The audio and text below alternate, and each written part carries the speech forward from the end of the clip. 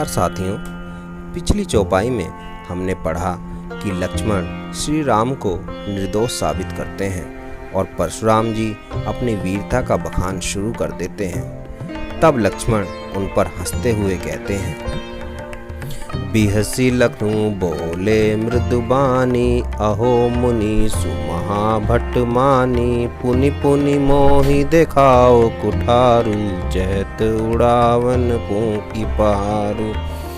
यहाँ कुमड़ बतिया को नाही, जे तर्जनी देखी मर जाही, देखी कुठारू सरासन बाना, मैं कछु कहा सहित अभिमाना। लक्ष्मण जी हंसकर कोमल वाणी में बोलते हैं कि हे मुनिवर, आप अपने को बड़ा महान योद्धा मानते हैं। आप बार बार मुझे कुल्हाड़ा दिखाकर डराना चाहते हैं। क्या आप फूंक से पहाड़ उड़ाना चाहते हैं? हे मुनिवर, यहाँ काशी फल के समान निर्बल व्यक्ति कोई नहीं है जो आपकी तर्जनी उंगली को देखते ही मर जाए। मैं आपकी इन बड़ी बड़ी डींगों से डरने वाला नहीं हूँ। आपके हाथ में कुठार और कंधे पर टंगे धनुष बाण देखकर ही मैंने आपको एक महान योद्धा समझा था और अभिमान के साथ कुछ कह दिया। लक्ष्मण जी अब आगे कहते हैं, भृगुसुत समुझि जनेऊ बिलोकी, जो कछु कहूँ सहो रिस रोकी, सुर महिसुर हरिजन और गाई, हमरे कुल इन पर न सुराई। बंधे पापु अपकीर तिहारे, मारतहूँ पापर ये तुम्हारे, कोटि कुलिस सम बचन तुम्हारा, व्यर्थ धरहूँ धन बान कुठारा। लक्ष्मण जी आगे कहते हैं कि आपको ऋषि भृगु का पौत्र मानकर एवं कंधे पर जनेऊ देखकर जो भी कुछ आप कहते हैं उसे मैं क्रोध रोक कर सह लेता हूँ। वैसे भी हमारे कुल की यह परंपरा है कि हम देवता, ब्राह्मण, भगवान के भक्त और गाय के ऊपर अपनी वीरता नहीं आजमाते, क्योंकि इन्हें मारने पर पाप लगता है और इनसे हार जाने पर अपयश होता है।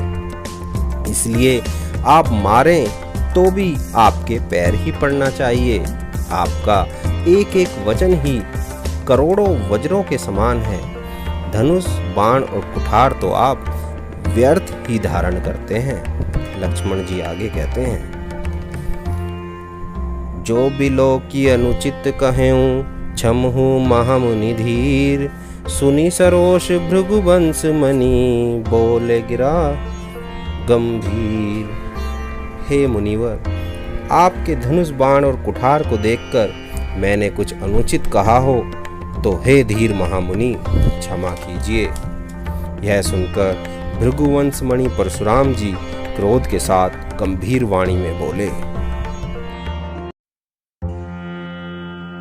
पिछली चौपाई में हमने पढ़ा कि लक्ष्मण जी लगातार परशुराम जी का उपहास उड़ाते हैं और उनके वचनों को करोड़ों वज्रों के समान बताते हैं। लक्ष्मण का आक्षेप सुनकर परशुराम जी अत्यंत क्रोधित हो जाते हैं तथा अपनी बात गंभीर वाणी में कहते हैं, कौशिक सुनु मंद यह बालकू, कुटिल काल बस निज कुल घालकू, भानु बंश राकेश कलंकु, निपट निरंकुश अबुधु असंकु, काल कवलु होई छन माही, कहो पुकारी खोरी मोहि नाही, तुम हट कहूँ जहु चहु बारा, कही प्रताप बल रोष हमारा।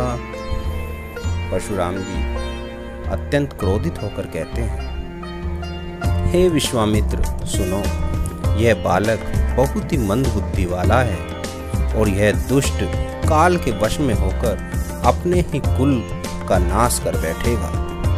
यह सूर्य वंश रूपी चंद्रमा में कलंक के समान है। यह बालक बिल्कुल उद्दंड, मूर्ख और निडर है। यह क्षण भर में काल का ग्रास बन जाएगा। यदि मैं चाहूँ तो इसे अभी यहीं मार सकता हूँ। इसलिए मैं आपको सचेत कर रहा हूँ, बाद में मुझे दोष न देना। हे विश्वामित्र, यदि तुम इसे बचाना चाहते हो तो मेरा प्रताप, बल और क्रोध बताकर इसे मना कर दो, इसे रोक लो। अब यह सब सुनकर लक्ष्मण जी पुनः व्यंग्यपूर्वक बोले, लखन कहे उस मुनि सुजसु तुम्हारा, तुम ही अछत को बर नहीं पारा। अपने मुँह तुम अपनी करनी, बार अनेक बाती बहुबरनी। नहीं संतोष पुनि कुछ कहूँ, जनि रिस रोकी दुसे दुख सहूँ।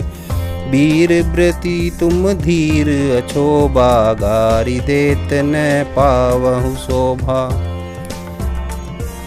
परशुराम की बात सुनकर लक्ष्मण कहते हैं, हे मुनिवर, आपकी वीर गाथाओं का वर्णन आपके रहते दूसरा कौन कर सकता है। आपने अपने ही मुंह से अपनी करनी का अनेक बार बहुत प्रकार से वर्णन किया है। यदि इतने पर भी संतोष न हुआ हो तो फिर भी कुछ कह डालिए।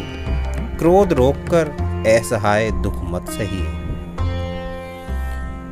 हे महामुनि, आप एक वीर पुरुष हैं। आप धैर्यवान तथा शांत स्वभाव के हैं। गाली देना आपको शोभा नहीं देता। लक्ष्मण जी आगे कहते हैं, सूर समर करनी करही, कहीं न जनावहीं आपू। विद्यमान रन पाई रिपु, कायर कथें प्रतापू।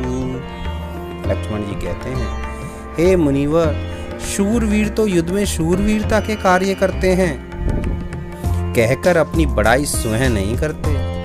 शत्रु को युद्ध में पाकर कायर ही अपने प्रताप की डींग मारा करते हैं।